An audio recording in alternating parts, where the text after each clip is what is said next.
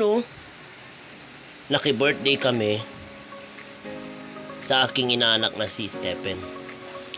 Anak ng college friend or classmates ko. Enjoy namin ang panonood ng iba't ibang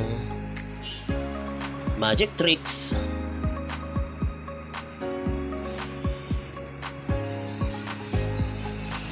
Tapos, habang nanonood, ini-enjoy namin ang pagkain, ang handa na pagkain mismo sa McDonald's.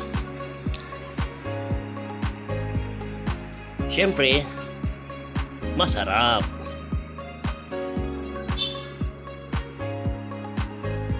Ang inaasahan kong darating si Ronald McDonald. Kaso ang dumating si Birdie lang. So okay lang din. Nakakatuwa naman. Tapos ito ang pinaka-importante sa lahat.